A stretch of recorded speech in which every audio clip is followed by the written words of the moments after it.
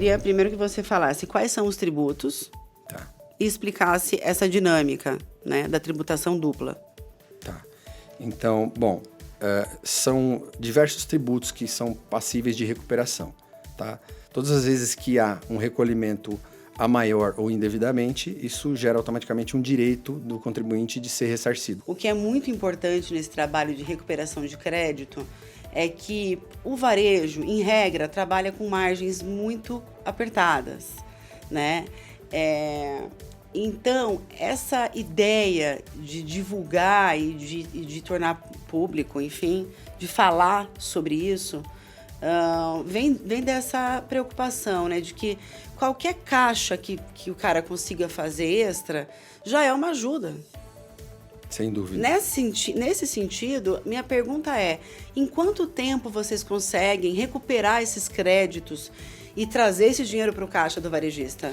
Essa é uma ótima pergunta, e porque isso faz toda a diferença.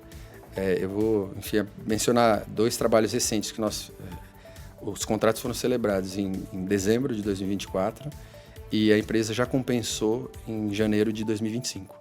Então, nós entregamos o trabalho, por exemplo, com esses softwares que nós utilizamos, nós conseguimos entregar esse trabalho em 20 dias para as recuperações judiciais e em 30 dias para as recuperações administrativas. Estamos falando aqui, principalmente para o público de varejo, né, de varejistas, tem 2 teses bastante importantes que são aplicáveis também ao varejo. Somente 2 delas já consomem mais de 100 bilhões de reais, o impacto estimado, né?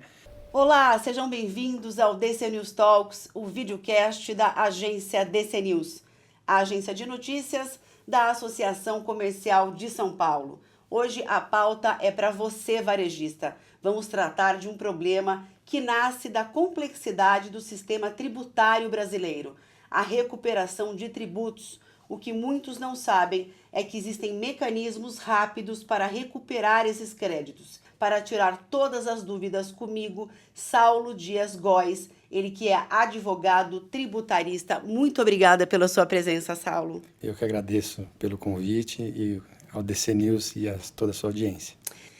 Vamos começar pelo seguinte: você me falou aí, antes da gente começar a gravar, sobre um montante, um número a ser devolvido em crédito tributário.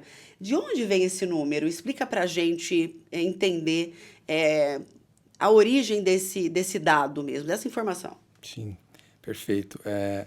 A Procuradoria-Geral da Fazenda Nacional, ela faz uma estimativa do impacto das teses tributárias que serão julgadas pelos tribunais superiores e insere essa informação na LDO, que é a Lei de Diretrizes Orçamentárias, para essa devolução, o impacto de devolução, né, dos valores pagos a mais ou indevidamente pelos contribuintes. É um montante bastante expressivo, né, e como estamos falando aqui, principalmente para o público de varejo, né, de varejistas, tem 2 teses bastante importantes que são aplicáveis também ao varejo.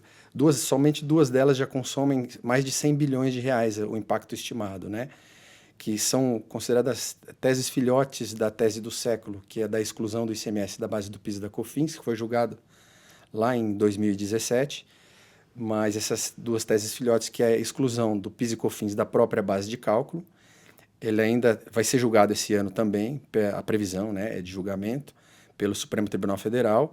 Essa tese ainda é incerta, mas uma outra tese também bastante importante é a exclusão do ISS para os prestadores de serviço da base do PIS e da COFINS, que é uma outra tese filhote, que é o tema 1067. Ele tem, o primeiro tema, que é o 1067 em repercussão geral, esse da exclusão do ISS é o tema 118 em repercussão geral no Supremo Tribunal Federal. Ele está com uma votação de 5 votos a 5. Então, ele está empatado e só falta o ministro Luiz Fux votar, mas a previsão é de voto favorável dele. Isso não representaria uma perda de recurso por parte do governo? Sim, isso representa, mas na realidade são valores pagos a mais, né, pelos contribuintes e valores potencialmente que serão declarados inconstitucionais. Tá? Então, sendo inconstitucionais, o pagamento foi indevido. Na realidade, o que acontece? Isso é uma estimativa da receita de devolução. a Procuradoria-Geral da Fazenda Nacional, ela faz uma estimativa, juntamente com a Receita Federal, ela faz uma estimativa, ela calcula quanto que os contribuintes teriam para receber de volta caso essas teses sejam julgadas favoráveis aos contribuintes. Agora, sobre a recuperação do crédito tributário em si, que já é uma realidade por conta da complexidade do sistema tributário brasileiro. Ou seja, esse cara que está pagando duplamente, quer dizer, o primeiro cara da cadeia paga, que é o cara da indústria, Sim. Depois o varejista paga de novo. Isso é líquido e certo que pode ser recebido de volta. Tá, Só para entender a diferença entre essas duas coisas que a gente está falando aqui. Tá. Então, vou fazer primeiro uma distinção e depois vou entrar nesse exemplo que você deu. Nós temos, basicamente, duas formas de recuperação de tributos, dos créditos, chamados créditos tributários. É uma recuperação judicial, oriunda de uma ação judicial transitada em julgado. O tribuinte questiona aquele tributo que ele acha indevido, e aí ele questiona isso judicialmente, e após todo o trâmite processual, com julgamento do mérito da ação e trânsito em julgado da ação onde não cabem mais recursos, ele tem o direito de executar individualmente esse julgado. E aí ele faz a habilitação desse crédito e pode pedir, se for um crédito judicial, ele pode pedir o ressarcimento via precatório, ou requisição de pequeno valor, ou via compensação. Geralmente é feita a compensação, que é muito mais rápido e mais célere. Essa é a recuperação judicial, que nós chamamos, né? E a recuperação administrativa é o próprio contribuinte, né? Ou ele com a equipe contábil, ou contador, ou empresas especializadas, ou escritórios de advocacia especializados, fazem essa recuperação administrativa. Ele próprio tem autorização de fazer sobre o que ele recolheu a mais, a maior ou indevidamente nos últimos 5 anos. Você trabalha com isso há bastante tempo. Qual é a sua percepção em relação a esta informação? Você acha que os varejistas, são milhões de varejistas, você acha que os varejistas pequenos sabem desse direito que eles têm? Olha, muitos varejistas têm esse conhecimento, talvez através de uma divulgação em meios de comunicação ou de profissionais da área, mas muitos varejistas não sabem exatamente como funciona o trabalho e muitos têm receio de fazer esse trabalho, né, de recuperação. A gente já vai entrar nisso. Eu queria primeiro que você falasse quais são os tributos, Tá. e explicasse essa dinâmica, né, da tributação dupla. Tá. Então, bom, são diversos tributos que são passíveis de recuperação, tá? Todas as vezes que há um recolhimento a maior ou indevidamente, isso gera automaticamente um direito do contribuinte de ser ressarcido, das empresas de serem ressarcidas, tá? E de terem esses valores restituídos. Então, vou citar um exemplo de um tributo que, inclusive, se aplica... Isso é uma tese bastante recente, foi julgada agora em dezembro de 2024. Na realidade, o julgamento foi em dezembro de 2023, a conclusão foi em 2024, mas um parecer recente da Procuradoria-Geral da Fazenda Nacional, que vincula a Receita Federal a esse entendimento, ela incluiu esse tema, essa tese tributária, na lista de dispensa de recorrer e contestar. Então, a partir dessa publicação desse parecer, que é o parecer CEI 4090 de 2024, ele inclui o tema 1125 de recurso repetitivo do STJ, que determinou que os contribuintes devem excluir o ICMS-T da base de cálculo do PIS e da COFINS, que é uma outra tese filhote do julgamento da tese do século, lá de 2017. Então, o que muda com essa publicação desse parecer? Como ele é vinculante à Receita Federal, os contribuintes, né, as empresas, as varejistas principalmente, por quê? Elas podem recuperar esse valor dos últimos 5 anos administrativamente. Por que as varejistas? Porque a exclusão do ICMS-ST, ele só é permitido pelo substituído a essa tese, tá? Porque o substituto ele já tinha autorização legal para excluir da base. O substituto é indústria e importador. A indústria e os importadores já tinham esse direito de exclusão lá atrás, né, pela própria legislação. Agora, o STJ decidiu que os substituídos, que é o segundo, a partir do segundo elo da cadeia, né? Segunda etapa da cadeia para frente, ele também tem direito à exclusão. Então, que são, né, justamente os varejistas, os atacadistas. Então, com esse julgamento, né, recente e essa publicação desse parecer, é possível ser feita essa recuperação dos últimos 5 anos administrativamente. Basicamente, ele solta uma nota cujo imposto já foi pago pela primeira etapa da cadeia. Então, ele está pagando em duplicidade. E aí ele vai lá e faz um requerimento para requerer esse valor de volta. É isso. Basicamente é isso. Nesse caso, na realidade, eu vou distinguir, porque nesse caso específico, não é exatamente que ele pagou em duplicidade. É porque ele incluiu na base de cálculo do PIS e COFINS dele o valor do ICMS-ST. Na verdade, o valor do ICMS-ST que veio no custo de aquisição da mercadoria. Ele acabou compondo a base de cálculo do PIS e COFINS indevidamente. Então, ele tem que excluir esse ICMS da base de cálculo, recalcular essa base sem o ICMS na base, e isso vai gerar um crédito, porque ele recolheu com a base majorada. O que você está mencionando de pagar em duplicidade é uma outra modalidade, que é o PIS/COFINS monofásico.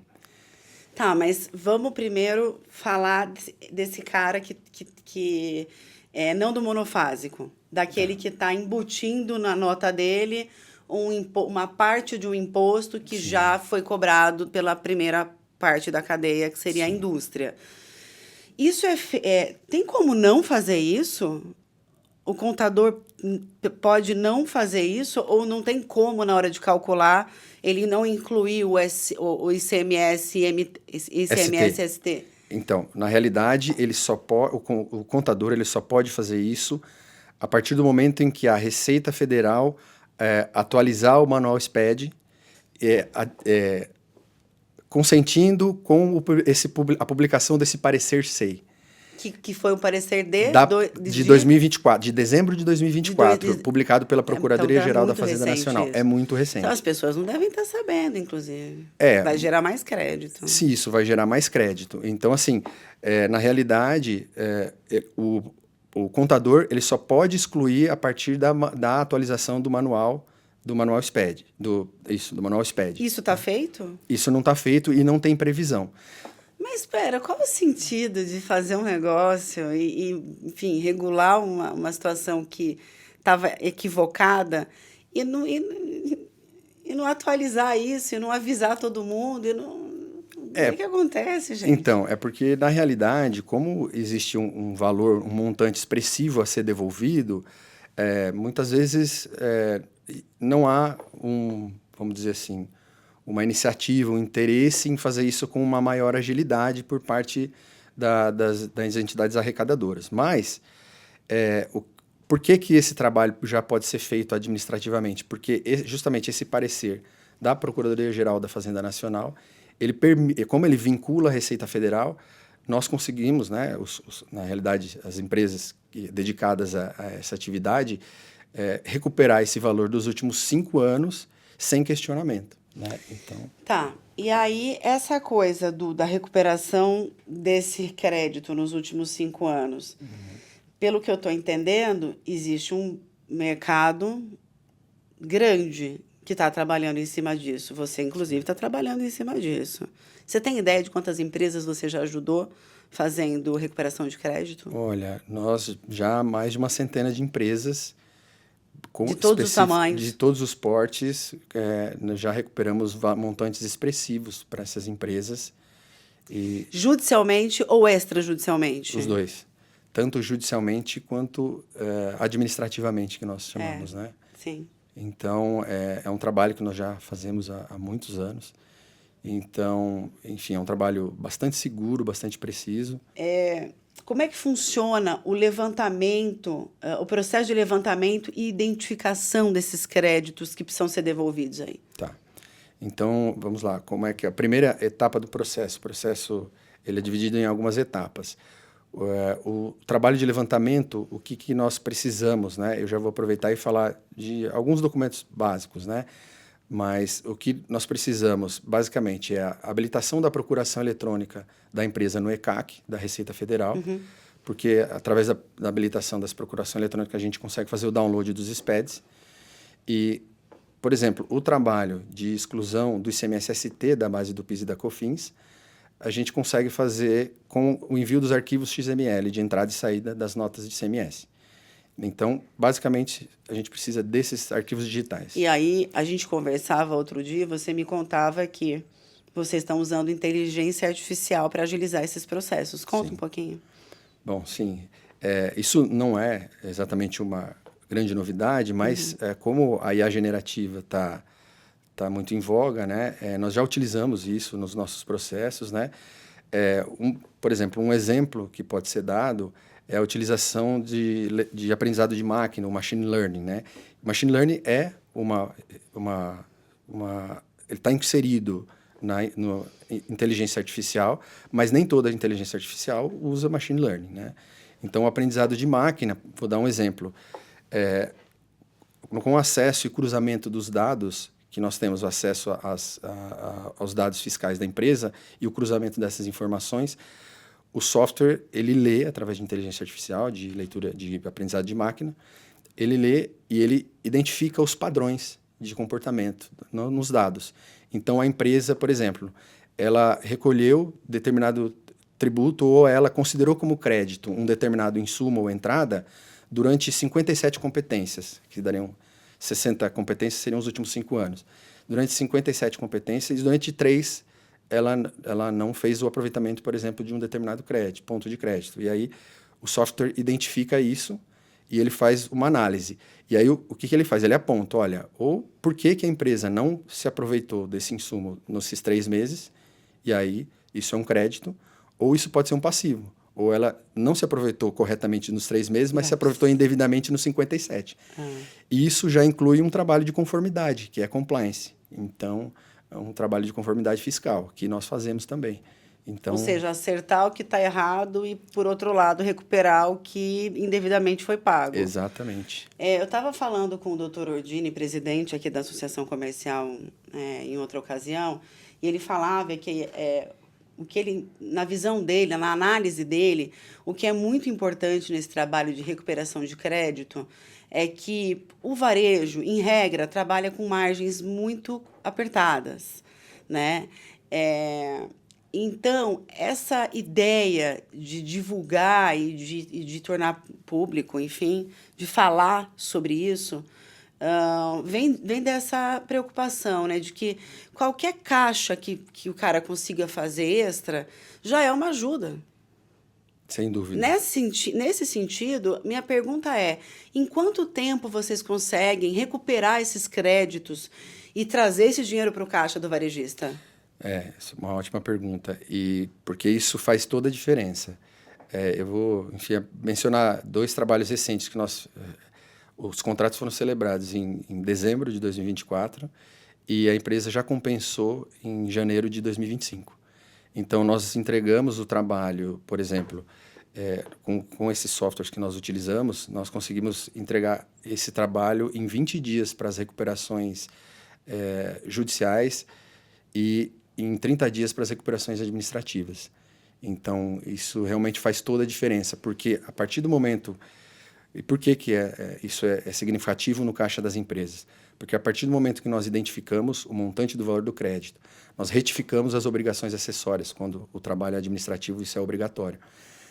A empresa tem esse crédito disponível e ela pode pagar todos os tributos vincendos a partir daquele momento com esse crédito. Então, ela deixa de pagar os tributos vincendos. Então, isso é um alívio de caixa muito grande. Sim, ela não paga porque vai compensar aquilo que o governo está devendo para ela. Exatamente. Perfeito, isso é muito positivo. Eu vou só dar um dado para você. Dá todos os dados possíveis, a gente gosta de dados. Qual que é a estimativa de crédito, por exemplo, para uma empresa do lucro real, a estimativa de devolução de crédito, por exemplo, na exclusão do ICMS-ST da base do PIS e da COFINS, que nós estamos fazendo esse trabalho, né, a todo vapor agora com a publicação do parecer da PGFN, pela aplicação, isso é um cálculo matemático, tá? Pela aplicação das alíquotas, né? Se ela tiver todas as receitas tributadas de PIS e COFINS e um ICMS padrão de 18%, mesmo descontadas as devoluções de mercadorias, de aproximadamente um faturamento mensal a cada 5 anos. Isso é relevante. Então, o empresário ele consegue mensurar isso, né? Ele fala, bom, eu faturo isso, então eu tenho isso para receber. Isso é... Ah, então existe uma conta meio já aí organizada, que o cara já sabe, ele já sabe, ó, faturei tanto, eu tenho tanto de crédito para receber. A estimativa. Mas, isso tem um pouquinho de tem, oscilação, deve por ter, casos porque, específicos. às vezes o cara fatura mais, fatura menos, Isso, enfim. alíquota, enfim. Agora... Isso, rapidamente, isso para a empresa do lucro real. Aí, lucro presumido é de meio faturamento mensal, por conta da alíquota. E isso aí, lucro presumido, por exemplo, né? Tem muita gente que trabalha com lucro presumido. Sim. Muita gente que presta serviço, inclusive, prestadores de serviço. Sim.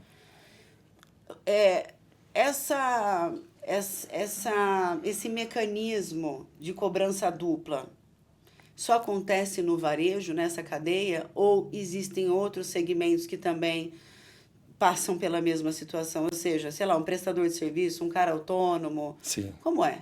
Sim, existe. Como eu mencionei um pouco mais cedo, esse mesmo raciocínio, que são as teses filhotes da tese do século, por exemplo, a exclusão do ISS, que é justamente para os prestadores de serviço, da base de cálculo do PIS e da COFINS, ainda não foi julgada pelo Supremo. E o que é importante? Então, inclusive um alerta para os contribuintes. Alerta contribuintes. Essa ação deve ser julgada esse ano. E todas as ações tributárias que têm impacto significativo, como você mencionava no início, elas são moduladas. Então, o que significa isso? Quando o Supremo Tribunal Federal, nesse caso específico vai ser o Supremo, né? Quando ele julga inconstitucional aquele tributo, tendo em vista principalmente, entre outros fundamentos, mas o principal é o fundamento econômico, né? O impacto disso nas contas públicas, ele modula essa decisão. Ele fala, olha, ele confere efeitos prospectivos. Ele fala, olha, isso é inconstitucional, mas é só daqui para frente. Não retroage, jamais retroagirá. Não, então, mas ele sempre assegura quem já entrou com a ação ou fez um pedido administrativo. Esse é o alerta. Tem gente se antecipando. Esse é o alerta. Então, Nossa. Os contribuintes que não ajuizaram suas ações para exclusão do ISS da base do PIS e da COFINS, procurem seus advogados tributaristas, né, e consultem seus advogados, justamente para entrar com essa ação antes que haja modulação, antes que haja julgamento. Isso está na pauta de quem? Do STF? Do STF, para ser julgado esse ano.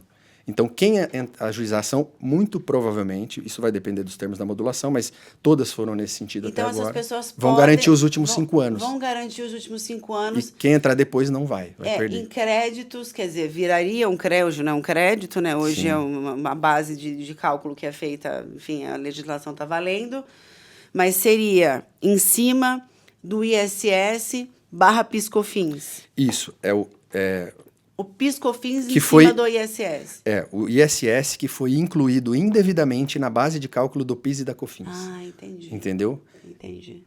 Vou te explicar rapidamente isso. Por quê? Porque o ISS não é receita do contribuinte, ele é receita do município.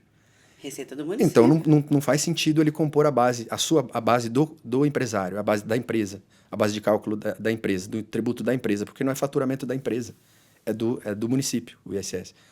Por isso que foi julgada a tese do século para excluir o ICMS da base do PIS e da COFINS, porque é receita do Estado e não do contribuinte. Então tem milhões aí de pessoas prestadoras e tudo mais que estão pagando aí, se isso mudar... Se isso mudar, elas todas vão perder o dinheiro. Não vão, se não retroativamente não. Esse é o alerta. Se elas não entrarem com as ações e for julgado favorável, que a tendência é essa, como eu disse no início, do ministro Luiz Fux ser favorável, se elas não entrarem com ações ou pedidos administrativos, provavelmente elas vão perder os 5 anos anteriores por conta da modulação. Mas se elas procurarem seus advogados agora, por exemplo, e ajuizarem a ação, provavelmente terão esse direito garantido. Se julgado favorável. Você acha que o governo está sofrendo aí com as contas públicas descontroladas, gastando muito dinheiro, os economistas e o mercado financeiro pressionando para que eles tentem ajustar isso, ancorar novamente esses gastos, etc. Muita gente falando mal sobre a postura com a qual eles vêm trabalhando com o dinheiro público e, enfim, Você acha que isso pode, de alguma maneira, atrapalhar esse processo de devolução desses créditos ou é impossível? Olha, não necessariamente, porque esses valores, assim, o sistema de compensação, ele é um sistema já bastante utilizado há muito tempo, há muitos anos. Só o governo fez no ano passado uma modificação para tentar limitar essas compensações em termos de valores.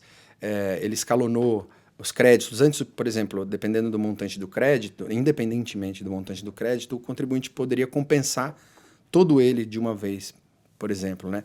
Agora tem algumas limitações, mas isso é o máximo de limitação que tem, por enquanto. Mas o governo não costuma dificultar esse trabalho, tá? Perfeito. Independentemente da situação das contas públicas. Agora, um alerta: prescreve?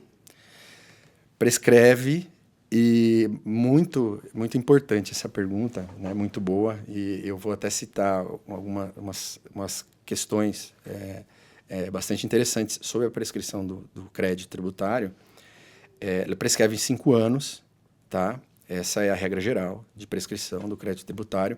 Então, cada mês que o contribuinte deixa de realizar essa recuperação, ele perde um mês anterior a 5 anos atrás, correto? Porque são 5 anos. Cada mês que vai passando, ele vai perdendo uma competência. Uhum. Por isso que é importante ele fazer esse trabalho o quanto antes, né? E um outro fator bastante interessante, isso é para a recuperação administrativa em geral. Mas eu gostaria de mencionar uma situação bastante importante, que são as ações coletivas. Eu sou advogado de entidades empresariais, tá? Entre associações, sindicato patronal, sindicato empresarial, e nós temos ações coletivas, temos outras entidades que também têm ações coletivas, né? E por meio das ações coletivas, nós conseguimos recuperar os valores dos indébitos tributários para as empresas, independentemente desse prazo de 5 anos. Por quê? O que fica vinculado é o prazo da ação judicial. E qual que é a grande questão sobre as ações coletivas, de uma maneira geral? É que as empresas, por exemplo, que se enquadrem naquela situação fática tratada na ação judicial, nas ações coletivas, ela pode se associar a essa entidade e se aproveitar do julgado independentemente da data de filiação. Então, se a empresa se associar nesse momento à entidade e a entidade tiver essa ação judicial, ela entra junto independentemente da data de filiação. E isso é legal, tá? Isso é previsto na legislação e isso foi pacificado no Supremo Tribunal Federal no tema 1119 em repercussão geral. Então, a empresa ela pode, por exemplo, né, isso especificamente nos casos de mandado de segurança coletivo, ela pode se filiar à entidade, se a entidade for titular de uma ação de indébito tributário, ela pode se recuperar do período todo da ação, independentemente do prazo e do período integral, tá? Independentemente da data de filiação. Isso é bastante interessante. Eu tenho a impressão de que os pequenos varejistas não agem, ou agem pouco. Não sei se porque... Não sei se eles estão muito bem ou muito mal assessorados pelo contador, porque eu creio que essa história nasce no contador, né? O contador deveria fazer esse papel de alerta, deveria, de repente, fazer um papel orientativo. Você acha que isso é um problema para o pequeno? Porque os grandes têm estrutura, têm escritório de advocacia, tem os maiores escritórios de contabilidade, tem o setor de contabilidade interno, externo. Tem muita gente olhando para o que está acontecendo, né? E o grande não quer pagar mais, ele quer receber o que é dele de volta, né? Porque o governo morde uma parcela muito grande do que fatura uma empresa. A gente paga muito imposto. Como é que você avalia isso? Olha, o que eu posso dizer é que fazer justiça aqui com os colegas contadores, né? O trabalho deles é hercúleo, porque dada a complexidade do sistema tributário, e o que, enfim, agora vai ser um pouco mais simplificado com a reforma, mas sem entrar nesse mérito, o que nós costumamos dizer, o contador, ele é um cumpridor de normas. E esse é o trabalho dele. Ele não contesta, ele recolhe. E o nosso trabalho como advogado, ele orienta a empresa a pagar. Ele recolhe. Ele paga, sendo ilegal ou não, sendo questionável ou não. Então, ele paga, ele recolhe. A legislação tributária é complexa, o sistema tributário é complexo, tanto quanto a obrigação principal quanto as obrigações acessórias. Então, dentro de todo esse emaranhado de normas, sempre acontece de ter um lançamento indevido, enfim, um lançamento a mais. E o nosso trabalho é justamente esse, de recuperar esses valores e trazer isso com a maior celeridade possível. Como é que as empresas podem se preparar melhor para evitar as perdas dos créditos tributários? Tem uma receita para isso? Olha, sim, algumas orientações talvez básicas, né? Elas terem profissionais especializados, profissionais que atuam na área, um time fiscal, ou se não, a contratação de profissionais da área com essa expertise. Então, eu acho que isso auxilia, né, na conformidade fiscal, tá? Então, e, claro, sempre utilizando softwares atualizados e, enfim, para que isso não represente um passivo para as empresas. Alguma colocação que você acha que ficou de fora da nossa conversa? Olha, eu acredito que talvez nós falamos muito sobre o PIS/COFINS monofásico em alguns momentos, mas bem espaçadamente. É verdade. Que é justamente o trabalho para os pequenos varejistas. Vamos lá. Tá? O que acontece? E aí, mas eles são, apesar de ser para setores específicos e atividades específicas, ele é um trabalho para empresas do Simples Nacional, que, aliás, é a maior parte das empresas. Exato. Então, o PIS/COFINS monofásico, o que acontece? Ele é uma modalidade, né, de uma técnica de tributação que concentra a cobrança do tributo no primeiro elo da cadeia. Então, ele concentra na indústria ou no importador. E aí, quando o produto, né, vai para o varejo, em muitos casos, como eu disse, tendo em vista a complexidade das normas e tudo mais, o varejista acaba tributando novamente de PIS e COFINS. Tá? E por que isso acontece? Porque não há uma segregação das receitas. Tá? Não dá para fazer diferente? Dá para fazer diferente, né? Mas, enfim... Ninguém sabe. Não, os contadores, de uma forma geral, eles sabem, muitos fazem, mas tendo em vista a quantidade de itens, de produtos e a alteração constante da legislação, muitas vezes isso é complexo de se acompanhar. Então, um item ou outro sempre acaba passando, né, com a tributação indevida. E aí, o que foi tributado na primeira elo da cadeia, por toda a cadeia, por isso que é monofásico, ele já foi tributado por toda a cadeia, ele acaba tributando novamente no varejista. E aí, qual que é o trabalho que nós fazemos, as consultorias, enfim, nós fazemos um levantamento do que foi pago novamente de PIS/COFINS e o item já foi tributado no primeiro elo da cadeia. Nós fazemos a segregação das receitas, identificamos o valor que foi pago a mais e levantamos. E essa restituição do Simples Nacional especificamente, ela é muito interessante, porque a partir do momento que nós levantamos o valor do crédito e fazemos o pedido de restituição, para essa modalidade específica não é compensação. O dinheiro é depositado em até 60 dias, em até 2 meses, na conta corrente da empresa pelo governo.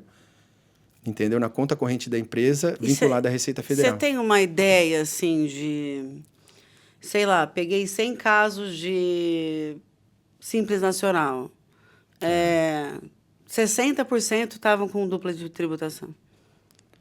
Olha... Existe essa estimativa? Olha, até hoje, dos casos de Simples Nacional, eu acredito que 10% não tinham todas as receitas completamente segregadas. 10%. Ou seja... 90% tinham alguma receita, algum crédito a recuperar. Perfeito. Isso acaba encarecendo o produto no final da cadeia ali, né? Porque o cara tá... É imposto.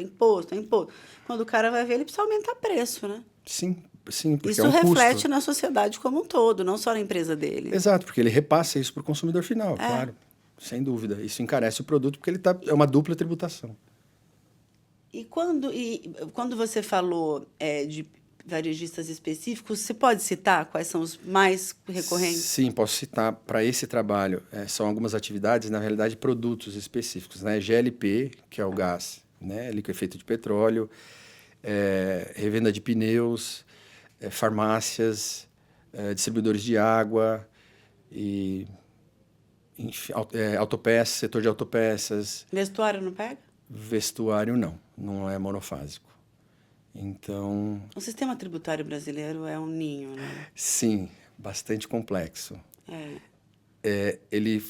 A reforma tributária ela vai ser um alento, isso tem que ser dito, claro, é louvável esse esforço em simplificar um pouco o sistema, mas em contraprestação nós vamos ter o maior IVA do mundo, né? Então, maior IVA do mundo, e aqui, por exemplo, a casa tem levantado uma bandeira muito contra o mecanismo com o qual eles acabaram aprovando essa reforma, porque, segundo análises aqui dos especialistas, o simples vai ficar bem comprometido, né? Sim, isso está sendo uma luta, né, para que o simples seja mantido, né?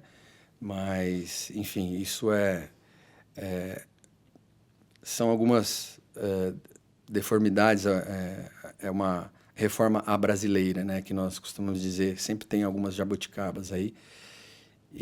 Mas, enfim, esperamos que pelo menos simplifique o sistema e Agora, com o tempo isso seja corrigido. com a reforma tributária, etc e tal, vai acabar esse problema ou não? Esse problema da dupla tributação, esse problema de um tributo estar incutido em outro, e no caso do monofásico, no caso do não monofásico, vai pagar duplamente? Como é que vai ser? Tá, a previsão é de que sejam eliminadas essas distorções e essas possibilidades, né? A gente não consegue prever integralmente, né? Vai ser um sistema vai ser não cumulativo, vai ser a IBS e a CBS, num sistema mais parecido com o modelo de recolhimento do PiscoFins não cumulativo, e vai ser um sistema de débito e crédito. Então, vai ser o sistema a gente chama de sistema de crédito financeiro amplo. Todas as entradas, todos os custos poderão ser descontados como crédito, né?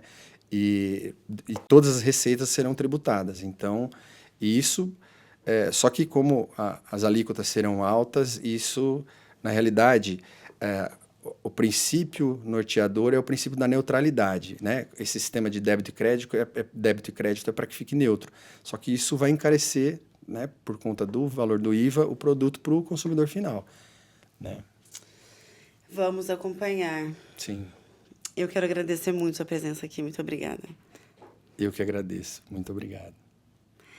Eu falei com Saulo Dias Góes, ele que é advogado tributarista aqui com a gente no DC News Talks. Muito obrigada pela sua audiência e até o próximo programa.